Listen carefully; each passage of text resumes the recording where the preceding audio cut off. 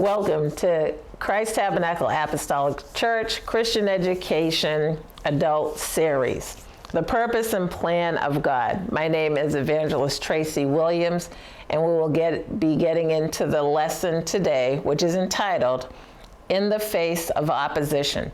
So if you can get your Bibles and join with me, we're looking at Nehemiah chapter 4, verses 1 through 9, and also 17 through 18. So In the Face of Opposition is our title. And the focus thought today is, God will help us finish his work, no matter the opposition. So let's get into the lesson. Nehemiah 4, 1 through 9, and also 17 through 18 reads, But it came to pass that when Sanballat heard that we builded the wall, he was wroth, and took great indignation, and mocked the Jews. And he spake before his brethren and the army of Samaria, and said, What do these feeble Jews? Will they fortify themselves? Will they sacrifice? Will they make an end in a day? Will they revive the stones out of the heaps of the rubbish which are burned? Continues to go on and say, And Tobiah the Amorite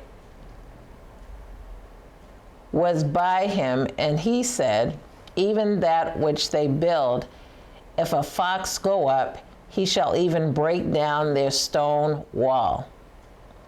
Hear, O our God, for we are despised, and turn their reproach upon their own head, and give them for prey in the land of captivity. And cover not their iniquity, and let not their sin be blotted out from before thee, for they have provoked thee to anger before the builders. It goes on to say, For in 6, so build we the wall, and all the wall was joined together unto the half thereof, for the people had a mind to work. But it came to pass that when Sanballat and Tobiah and the Arabians and the Ammonites and the Ashdodites heard that the wall of Jerusalem were made up, and that the breaches began to be stopped, then they were very wroth, and conspired all of them together to come and to fight against Jerusalem and to hinder it. And our focus verse is 9. Nevertheless, we made our prayer unto God, and set a watch against them day and night because of them. And 17 and 18 says, They which builded on the wall, and they that bear burdens, with those that laded, every one with one of his hands wrought in the work, and with the other hand held a weapon. For the builders, everyone had his sword girded by his side, and so builded. And he that sounded the trumpet was by me. So let's look at this story in Nehemiah 4. They were faced with uncertainty and massive opposition, but they still had to carry out what the Lord had told them to do. As Christians, we should discipline ourselves also in this fashion. Instead of hiding from opposition, let's take a stand. 2 Corinthians 4:8 talks about, We are troubled on every side, yet not distressed. We are perplexed, but not in despair. If the Lord promised us something, he will give us the strength and the protection and give us what we need for opposition. So let's look. Nehemiah faced opposition. Sanballat and Tobiah we're going to look at. Nehemiah set a watch against them. And then finally, we must do God's work in spite of opposition. So when the time came to rebuild the wall, Nehemiah had encouraged the people to do so. He brought the construction, he got the permission from the king, but yet the opposition started to seep in to where the people were. Nehemiah had felt the burden to build.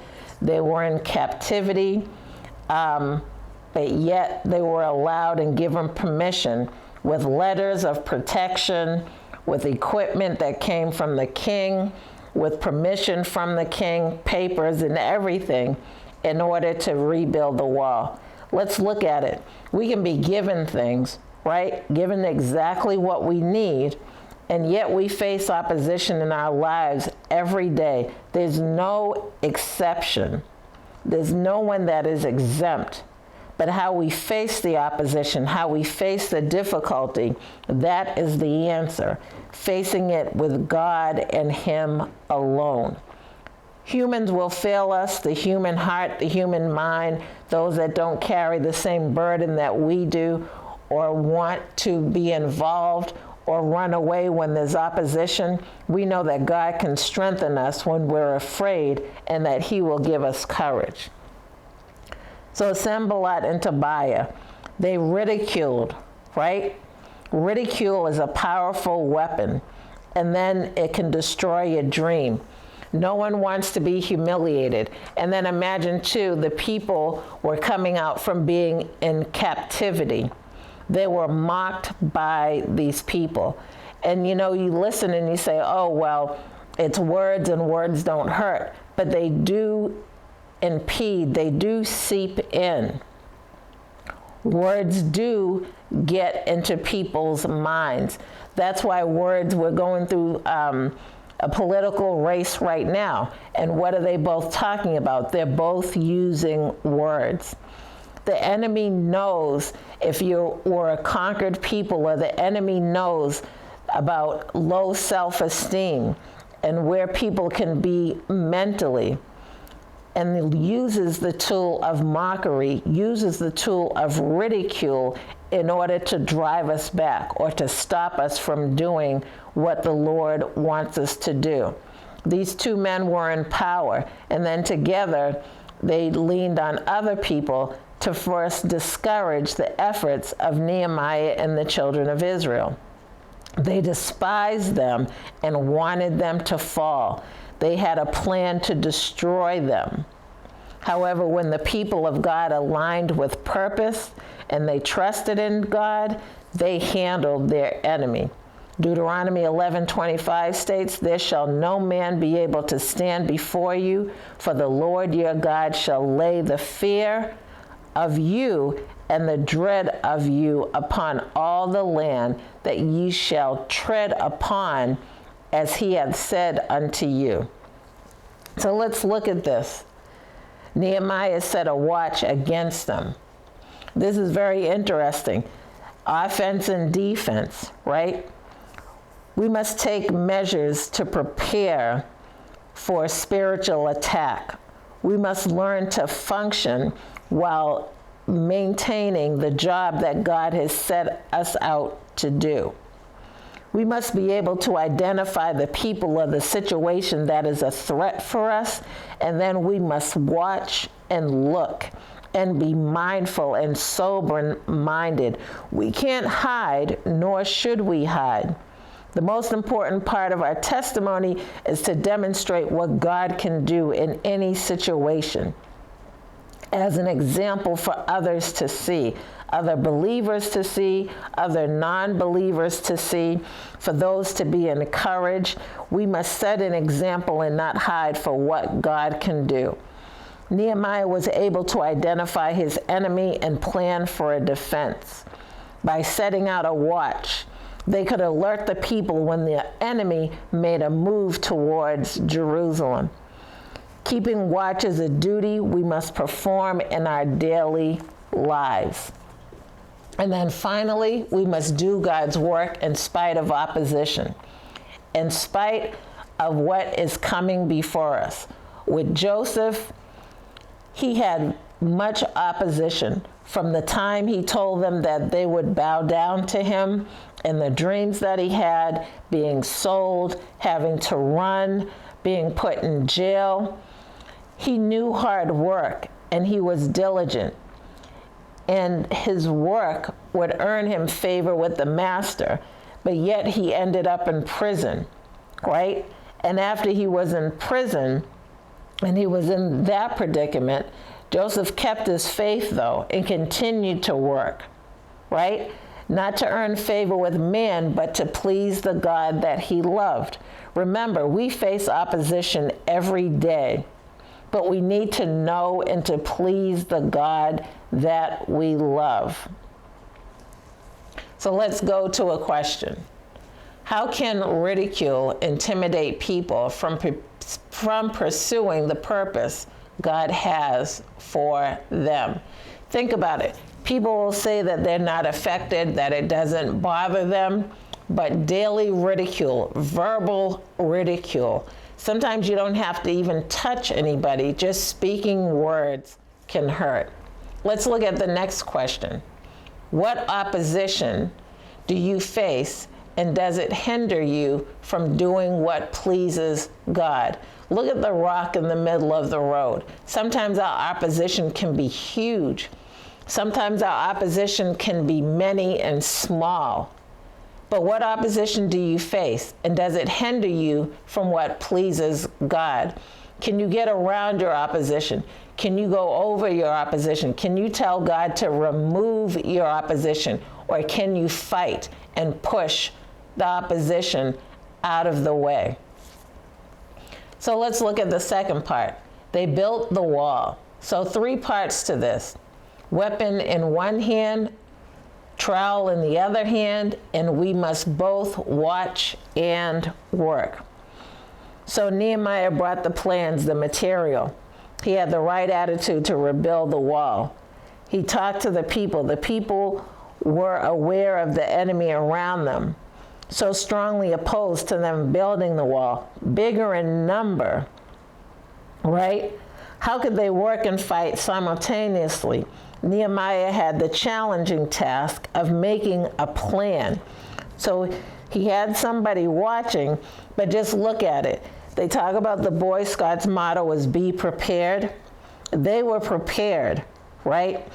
They had their driving motivation to do what was supposed to happen in rebuilding the wall, right?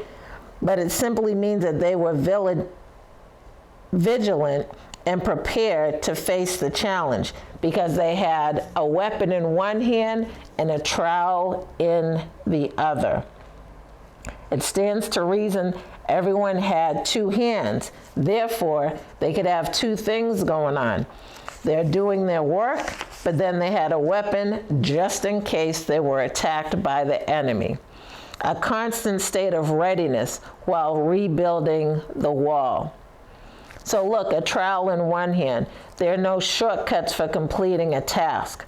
When you look at the fact that the microwave was made, it didn't take 3 minutes, 10 minutes, 15 minutes, but the microwave, the start of the microwave, happened way back in World War II.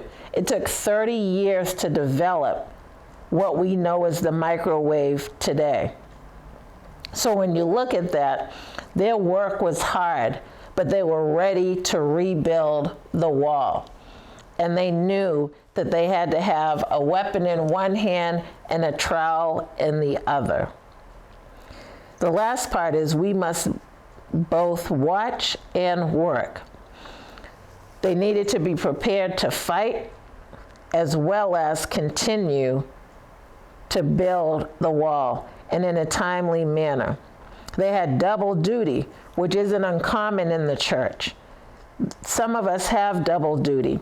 We have to be able prepared to fight and also have the work and what we need to do in the other hand. We must watch for the enemy. We must be sober-minded, right? And we also need to watch, even now, for the coming of the Lord. Matthew 25:13 says, "Watch therefore, for ye know neither the day nor the hour wherein the Son of Man cometh." We must watch and work. So the question is, what weapon do you carry while you are doing the work of the Lord? What weapon do you carry? And if you're not carrying any weapons, you need to pick the weapons up. You need to pick up what it says in the Bible of His Word, to have the whole armor of God on, to have the fruit of the Spirit. You need to pick up your weapons. You need to pick up your trowel to work for the Lord. So the last section talks about they finished the wall. Their enemies were discouraged and defeated, and then God will help us finish His work no matter the opposition. So the scripture tells us that Nehemiah and the people finished, and not only did they finish, but they finished ahead of schedule. So quickly was the wall finished, the enemy believed that the wall would fall. During the entire time, the enemy watched Israel and conspired to destroy the people, but the people watched and worked according to the instruction that Nehemiah had given them. So the enemies were discouraged and defeated. Nehemiah and the people faced the enemies all around them, knowing that the enemy could attack. There are things that we face all around us, knowing that our enemy could attack. Yet, the main weapon that the enemy chooses, the ridicule and intimidation, like bullies and the society trying to tear down our self-esteem and mock us and persuade us to stop. But as the Lord has shown us, not only were the enemies of Israel superior in number, they had influence over prophets of Israel to join them to sway Nehemiah, but Nehemiah did not waver. When you feel you're attacked and ridiculed and intimidated, do not waver. Pray like Nehemiah prayed. Ask God to intervene on your behalf to carry out the will of God. The second weapon of intimidation for those who try to bully us or intimidate us, that even may hold a high position. I'm telling you, this lesson is just speaking to what's happening in the next week or so. The threat of force might scare us, right? But Nehemiah ordered the people to hold a weapon in one hand and a trowel in the other. The state of readiness demonstrated a resolve to continue the work of rebuilding the wall and a willingness to fight if necessary. We need to hold fast and hold strong to whatever happens politically in the next 2 weeks, to whatever happens and with this virus, whatever the situation. We must be able to hold and fight and be prepared in one hand and continue the work of the Lord in the other. Then it says God will help us finish His work no matter the opposition. Our trust and focus should always be on the Lord, His will, His way for our life, not to get discouraged or distracted by the enemy to the point where we become intimidated or afraid of the ridicule. Humiliation is powerful. It's a powerful weapon against us. No one wants to be embarrassed or singled out, but we must remember who we serve and the fact that the Lord will give us exactly what we need. So the two questions are, what can we learn from Nehemiah when facing opposition? What can we learn from Nehemiah when facing opposition? And then the second question is, what is the greatest opposition facing the church today? Again, Nehemiah was aware, but he was also vigilant, keeping careful watch for possible danger or difficulties. He was watchful, and he was keenly watchful of what was going on. 1 Peter 5:8 says, be sober, be vigilant, because your adversary the devil, as a roaring lion, walketh about seeking whom he may devour. At this time, being vigilant is what we need to be, keeping a careful, keenly watchful eye out for danger while maintaining our work for the Lord. So I hope you enjoyed this lesson, and again that you will read the lessons that we have been talking about and further read the chapters. Next week our lesson will be freeing the oppressed. I'd like you to read Nehemiah chapter 5 and pay particular attention to verses 1 through 11. May God bless you and keep you. See you next time.